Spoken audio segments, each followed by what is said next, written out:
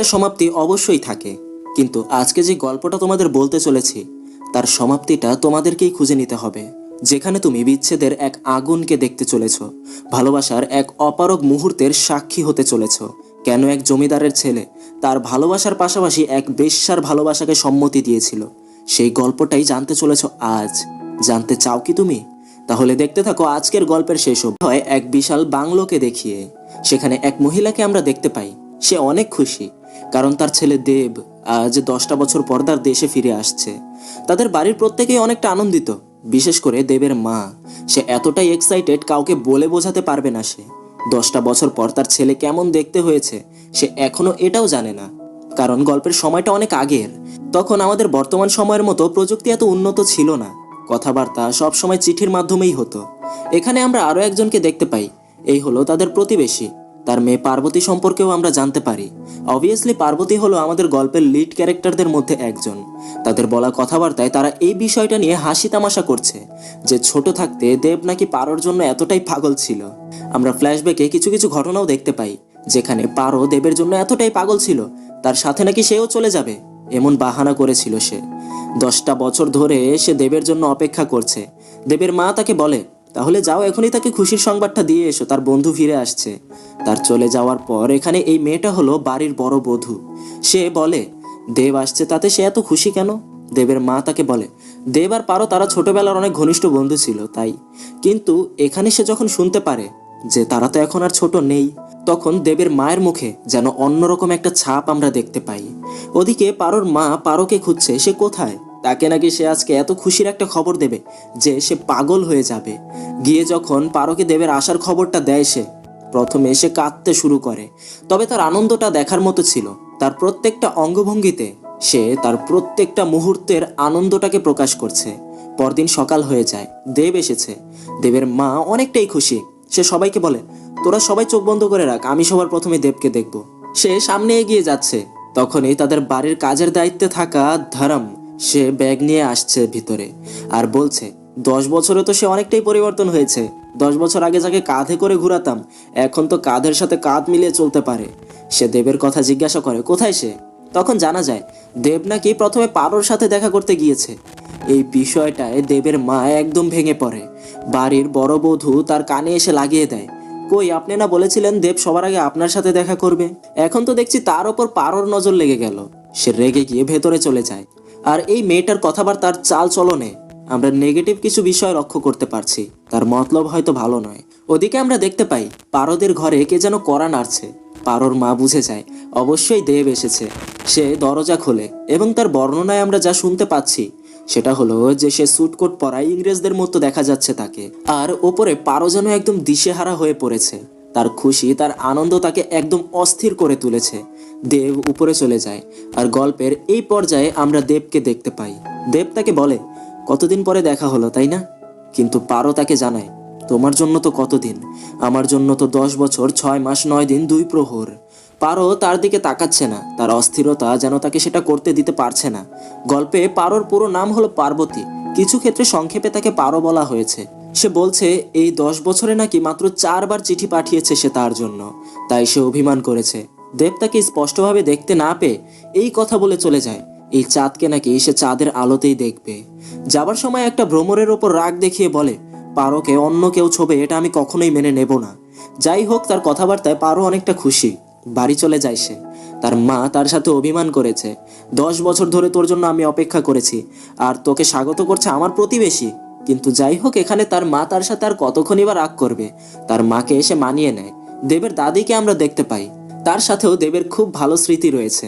আর ওদিকে রাত হয়ে গেলে পারো তাদের বাড়ির জানালা দিয়ে দেবকে দেখার চেষ্টা করছে। তার মা এসে পারোকে জিজ্ঞাসা করে, দেব কি বললো রে? সে তাকে জানায়, তাকে তো আমি আমার চেহারাটাও দেখাইনি। রাতের এক সময়টাতে পারো যখন ঘুমাচ্ছিল তখন দেব সেখানে চলে আসে। সে বলেছিল তাকে যে তাকে সেই চাঁদের আলোতেই দেখবে। তার আশাটা পূরণ হলো। পারো তো ঘুমাচ্ছে, সে জানে না যে দেব এখানে এসেছে। দেবের চলে যাওয়ার পর পারো যখন ঘুম থেকে উঠে কিছু বিষয় আন্দাজ করে সেও বুঝতে পেরে যায় যে দেব এখানে অবশ্যই এসেছিল। পরদিন পারো দেবদের বাড়িতে গিয়েছে।